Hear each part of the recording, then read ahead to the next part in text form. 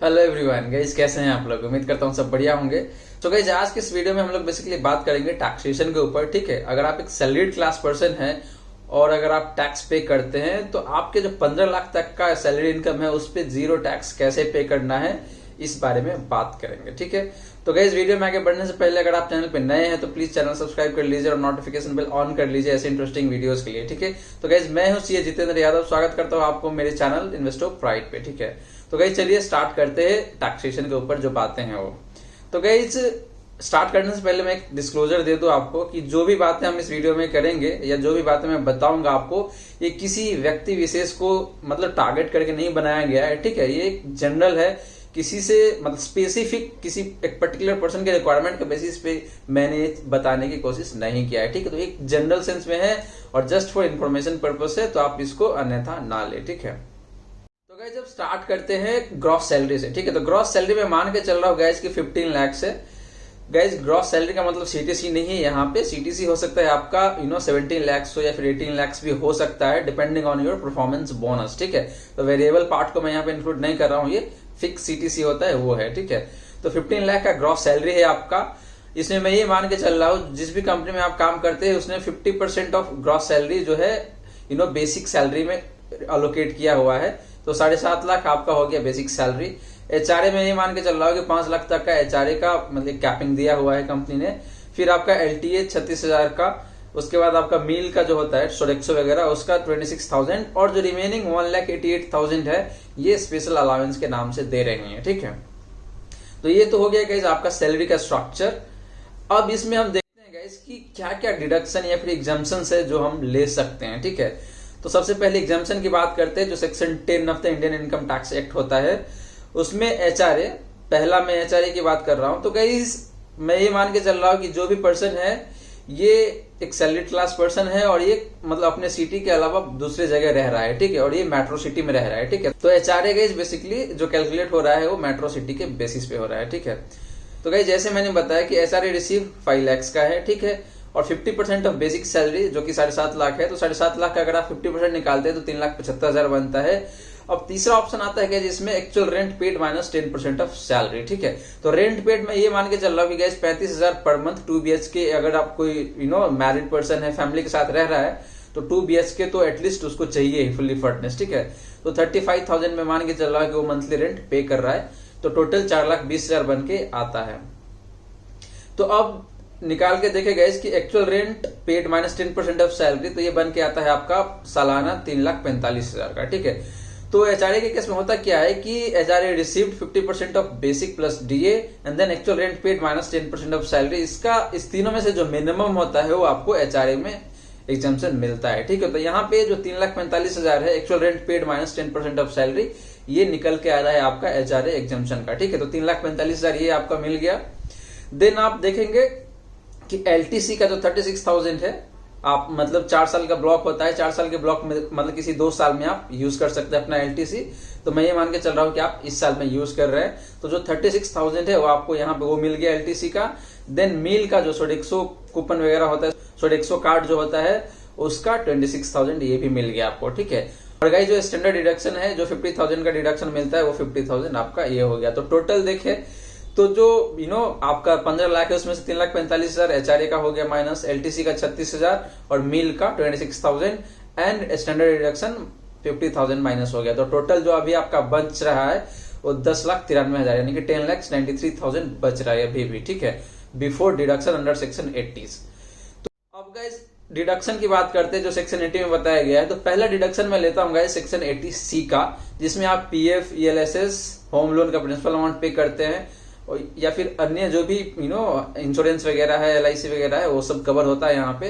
तो मैं बेसिकली ये काउंट करके चल रहा हूँ कि जो पीएफ आपका सैलरी से कटता है वो प्लस आपने ईएलएसएस में इन्वेस्ट कर रखा है। ठीक है, तो दोनों मिला के आपका 1.5 लाख का यहाँ पे मतलब जो लिमिट है वो पूरा हो जाता है आपका। ठीक है, क्योंकि पीएफ गाइस देखे तो मोटा मोटी 90,000 आपका पीएफ हो जाता है। 7.5 लाख आपका बेसिक है, बेसिक का अगर आप 12% निकालते तो 90,000 हो जाता है, डिवाइडेड बाई 12 मंथ कीजिएगा तो 7,500 पर मंथ हो जाता है। ठीक है, तो 90,000 आपका पीएफ का हो गया और जो रिमेनिंग 60,000 है वो आप 5,000 पर मंथ करके एसआईपी ईएलएसएस में मतलब इन्वेस्ट किया हुआ है आपने। ठीक है, तो टोटल 1.5 लाख आपका सेक्शन 80C में मिल गया। देन गाइज मैं ये भी मान के चल रहा हूँ कि आप एनपीएस में भी इन्वेस्ट कर रहे हैं 50,000 का, तो ये भी आपको मतलब एक्स्ट्रा 50,000 का डिडक्शन मिल गया सेक्शन 80CCD में, ठीक है। देन अगेन गाइस मैं ये भी मान के चल रहा हूँ कि आप सेक्शन 80D में मेडिकल इंश्योरेंस या फिर जो मेडिक्लेम कहते हैं वो आपने लिया हुआ है अपने लिए भी और अपने पेरेंट के लिए भी, ठीक है। तो अपने लिए 25,000 प्लस जो आपकी पेरेंट है, पेरेंट का 25,000 वो भी मिला के आपको 50,000 का ये भी डिडक्शन मिल जाता है यहाँ पे, ठीक है। अब बात करते हैं गाइस कि इंटरेस्ट ऑन लोन, ठीक है। तो गाइज मैं ये मान रहा हूं कि आप किसी दूसरे सिटी में रह रहे हैं और आपके पेरेंट जिस सिटी में रह रहे हैं वहां पे आपने होम लोन लिया हुआ है, अपने घर खरीदा हुआ है, तो 50 लाख का होम लोन लिया हुआ है आपने 7.5% पर एनम के जो इंटरेस्ट रेट है उससे, और 20 ईयर का 10 ईयर के लिए आपने ले रखा है, ठीक है। तो गाइज अगर आप कैलकुलेट करेंगे 7.5% पर एनम के हिसाब से, तो आप देखेंगे कि स्टार्टिंग जो 13 साल है आउट ऑफ 20 ईयर्स, उसमें आपका इंटरेस्ट अमाउंट पर एनम जो बनता है वो 2 लाख से ऊपर ही जाता है, ठीक है। तो इसीलिए सेक्शन 80EE में आपको इंटरेस्ट ऑन होम लोन है वो 2 लाख का आपका डिडक्शन यहां भी मिल जाता है, ठीक है। देन सेक्शन 80TTA जो है वहां पे इंटरेस्ट ऑन सेविंग अकाउंट आपको 10,000 वो मिल गया। तो ये रहा गाइस टोटल डिडक्शन। अब गाइस मैं एक चीज और ऐड करता हूं डोनेशन का, ठीक है। जो पॉलिटिकल पार्टी वगैरह है वहां पे जो आप डोनेशन देते हैं तो 100% एलिजिबल होता है डिडक्शन के लिए, ठीक है। तो जो सेक्शन 80G है वहां पे आपने डोनेशन दिया है 1,33,000 1,33,000 का, ठीक है। तो गाइस सेक्शन 80 में जो टोटल डिडक्शन आपका बन के आता है वो है आपका 5,93,000 का, ठीक है। तो आपने देखा कि एग्जाम्पशन हटाने के बाद 15 लाख में से आपके पास जो बच गया था 10,93,000 का, देन आपका 5,93,000 का हो गया डिडक्शन अंडर सेक्शन 80, और आपके पास अब जो टोटल टैक्सेबल इनकम जो बच गया है वो है गाइस आपका 5 लाख रुपए का, ठीक है। अब गाइस 5 लाख पे जो टैक्स हम लोग निकाल के देखते हैं तो 0 से लेके 2.5 लाख तक 0% टैक्स लगता है, देन 2.5 लाख से 5 लाख पे 5% टैक्स लगता है, ठीक है। गाइस हम लोग जो ओल्ड इनकम टैक्स का स्लैब है उसको यूज कर रहे हैं, नए वाले में नहीं जा रहे हैं, ठीक है। तो पुराने वाले जो रिजीम है उसमें हम लोग है। तो 0 से 2.5 लाख 0% एंड 2.5 लाख से 5 लाख पे आपका 5% जो कि 12,500 का आपका टैक्स बनता है, ठीक है। तो गाइस अब देखिए, तो अगर आपका जो टैक्सेबल इनकम 5 लाख तक का है तो वहां पे आपको एक रिबेट भी मिल जाता है। जो सेक्शन 87A है वहां पे आपको 12,500 तक का जो टैक्स अमाउंट है उसका रिबेट मिल जाता है, ठीक है। आपका जो टैक्स अमाउंट जो बन के आ रहा था 12,500 और आपको जो रिबेट मिल गया है वो भी 12,500 का, ठीक है। तो guys on net to net basis देखे तो आपका जो नेट टैक्स लायबिलिटी है वो 0 बन के आता है, ठीक है। तो इस तरीके से गाइज मैंने पूरा कैलकुलेशन करके दिखाया है आपको। आशा करता हूँ आपको ये कैलकुलेशन समझ में आया होगा। अगर आपको कहीं पे कोई कंफ्यूजन है या फिर अगर आप कुछ ऐड करना चाहते हैं जो मेरे से मिस हो गया है तो आप स्वागत है आपका, कमेंट सेक्शन में बिल्कुल ऐड कर सकते हैं या फिर अपना क्वेरी है वो आप बता सकते हैं मुझे, ठीक है। मैं कोशिश करूंगा उस पर क्लैरिफाई या फिर क्लैरिटी देने का। तो गाइज ये तो रहा टोटल जो ग्रॉस इनकम है उस पे कितना टैक्स लगा और मतलब कितना डिडक्शंस गया, कितना एग्जम्पशन गया और आपके पास में 0 टैक्स बन के आ रहा है, ठीक है। अब गाइज ये भी सवाल बनता है कि जो भी हमने इन्वेस्टमेंट, डोनेशन या फिर होम लोन की बात किया है ये सब क्या मतलब फिजिबल है क्या, मतलब 15 लाख की जो सैलरी है उसमें, ठीक है। तो थोड़ा सा फिजिबिलिटी भी देख लेते हैं, ठीक है। तो आपको जैसे दिख रहा होगा यहाँ पे कि जैसे रेंट पे हमने बात किया कि 35,000 पर मंथ का रेंट पे कर रहे हैं तो साल का 4,20,000 हो जाता है आपका, ठीक है। ELSS पे आपने 5,000 पर मंथ इन्वेस्ट कर रहे हैं तो 12 60,000 आपका ELSS में चला गया। फिर PF पे आपका कट जाता है जो 90,000 है। देन NPS में आपने 50,000 इन्वेस्ट कर लिया। फिर मेडिक्लेम में आपने 50,000 लगा लिया। होम लोन का जो EMI है वो अराउंड 40,000 का बन के आता है गाइस। अगर 50 लाख अगर आप लेते हैं 7.5% पर एनम फॉर 20 ईयर के लिए, ठीक है। तो अराउंड 40,000, थोड़ा बहुत नीचे ऊपर हो सकता है, 40,000 के अराउंड मतलब इसका EMI बनता है, ठीक है। तो ये हो गया आपका होम लोन का EMI। और आपने जो डोनेशन दिया है 1,33,000 का, वो डोनेशन का भी अमाउंट मैंने यहाँ पे इंक्लूड कर लिया है, ठीक है। गाइज मैं अभी जो बोल रहा हूँ ये बिल्कुल रिकमेंडेड नहीं है, क्योंकि होता क्या है कि बहुत लोगों को मैंने देखा है कि ऑन पेपर डोनेशन देता है लेकिन बाद में कैश मतलब ऐसा अरेंजमेंट करता है कि डोनेशन देता है और बाद में कैश ले लेता है, ठीक है। तो ऐसे भी सेटिंग होता है, बट ये बिल्कुल रिकमेंडेड नहीं है। मतलब ये जो गलत प्रैक्टिस है इसको मैं बिल्कुल रिकमेंड नहीं करूंगा आपको। तो ये टोटल आउटफ्लो है जो आपके हाथ से जाएगा। तो टोटल जो आउटफ्लो हो रहा है वो 8,43,000 का हो रहा है, ठीक है।